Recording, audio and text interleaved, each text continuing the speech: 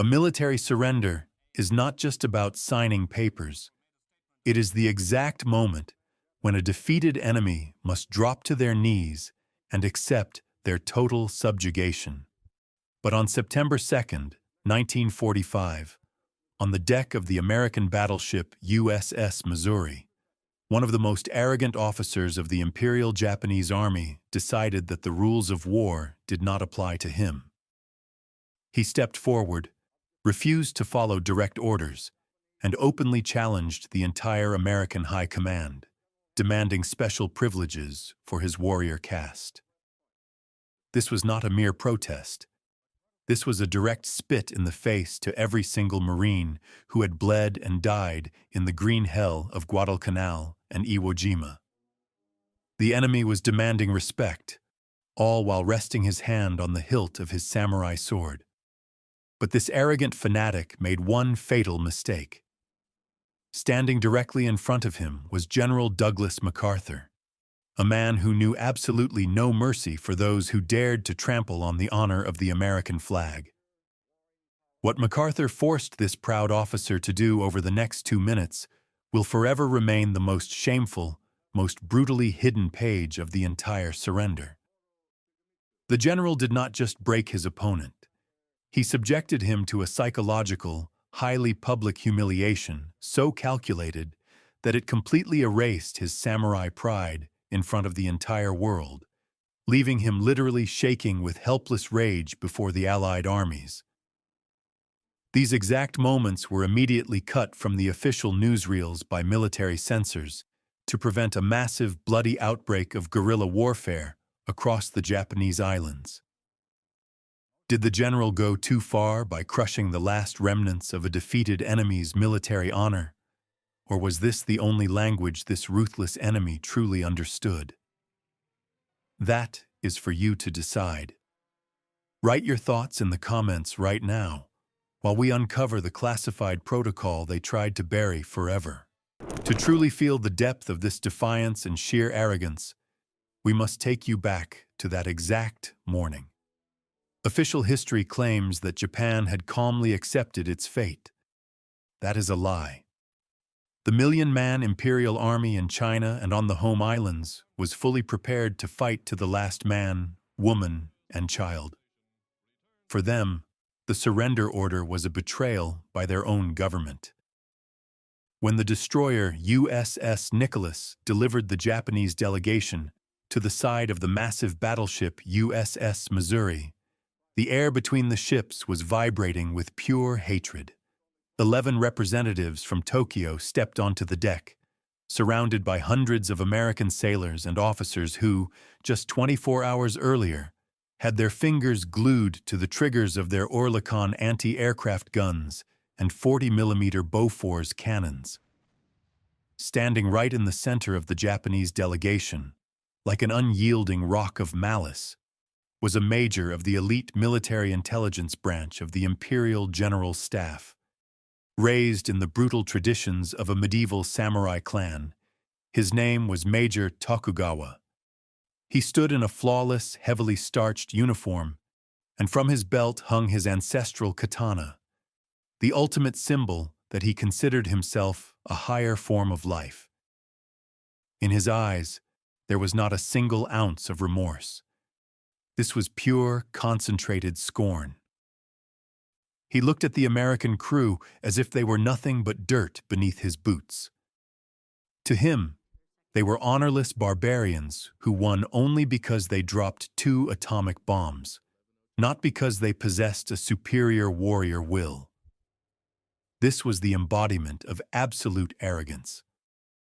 When the American protocol officer clearly pointed out where the Japanese delegation was ordered to stand, Tokugawa deliberately took 2 steps out of line.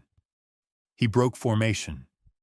He positioned himself to tower over the civilian diplomats and placed his right hand squarely on the hilt of his sword.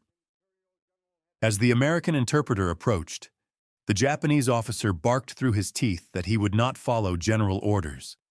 He demanded that the American command show proper deference to his status as a direct representative of the emperor, and that American officers salute him first, before he took a single step toward the signing table. This was defiance. A loud, arrogant, and calculated challenge. This was a flagrant violation of all pre-established international laws and military agreements. The very enemy who had orchestrated the Bataan Death March and tortured prisoners in brutal camps was now standing on the deck of the American flagship trying to dictate terms. On the watch of the Soviet, British, and Chinese generals, this samurai was trying to prove that the Western will was weak and would bend under the pressure of Eastern pride. Let us stop here for a split second and look reality right in the eye.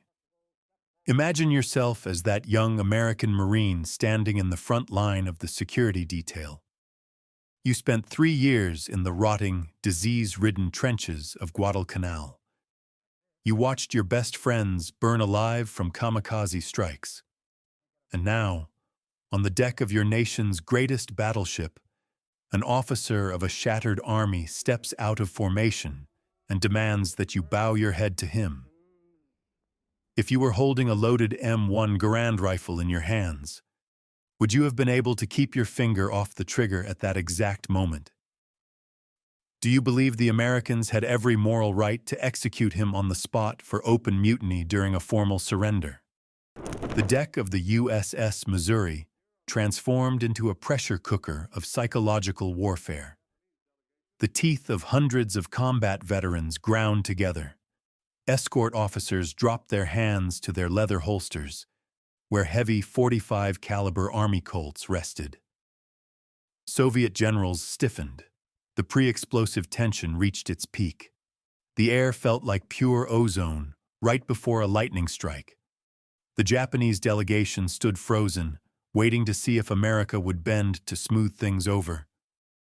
But that was when General Douglas MacArthur emerged.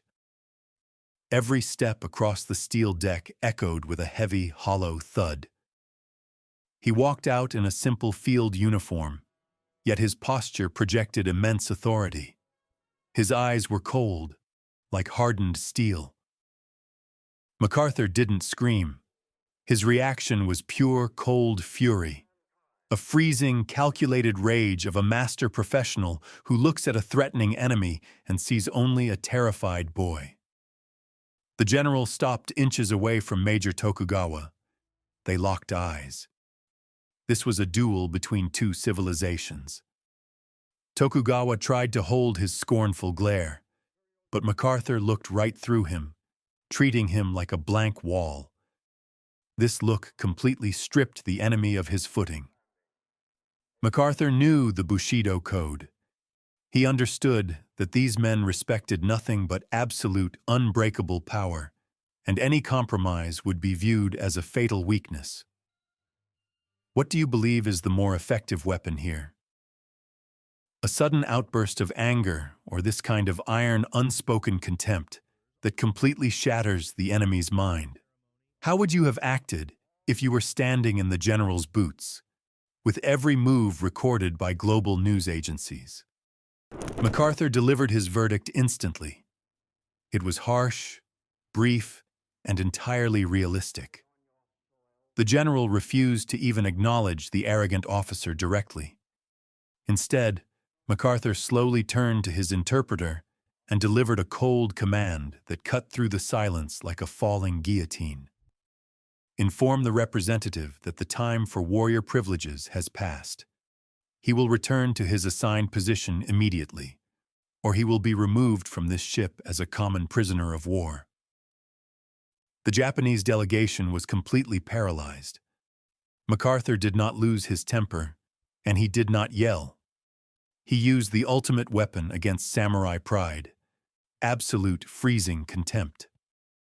At that exact moment, the two massive Marines standing directly behind Tokugawa took a synchronized step forward, their heavy boots slamming against the steel deck.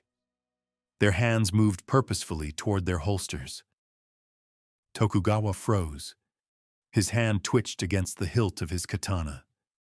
But looking into the cold, dead eyes of the general and seeing the giants behind him, the samurai realized the brutal truth. If he hesitated for one more second, he would not die a hero's death in battle. He would be wrestled down, stripped of his ancestral weapon, and dragged across the deck like a criminal, forever disgracing his emperor in front of the global media. Shaking with a helpless, suffocating rage, Major Tokugawa slowly lowered his hand from his sword. His head bowed by a fraction of an inch, the ultimate sign of defeated pride.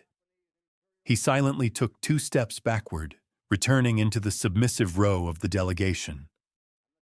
The enemy's spirit was completely broken. Only then did MacArthur give the official signal to begin signing the instrument of surrender. Why was this clash kept under strict classification for nearly 80 years? The answer lies within cold, ruthless geopolitics. Following the surrender, General Douglas MacArthur became the absolute ruler of occupied Japan. His primary mission was to rebuild an entire empire from the ground up, turning it into America's ironclad outpost in Asia against the looming communist threat. If footage of such direct defiance on the USS Missouri had ever leaked, it would have triggered a massive wave of national uprisings. Millions of Japanese soldiers scattered across Asia would have launched a bloody guerrilla war to wash away this national shame. The military censorship apparatus acted ruthlessly, recording only what MacArthur permitted. But that hidden moment proved to the Japanese elite that America would not play diplomatic games. This iron fist, hidden from the public eye, allowed for the peaceful demobilization of a 1-million-man army without a single shot fired. Was MacArthur's chilling restraint a case of justified surgical authority that saved thousands of lives, or should the rebel have been arrested on the spot? Write in the comments right now. Justice or too far? Let's start the debate below, and don't forget to subscribe to the channel. Until the next investigation. Thank you for watching this investigation. I truly appreciate your support and your thoughts in the comments. If you enjoyed this story, don't forget to subscribe, and I'll see you in the next investigation.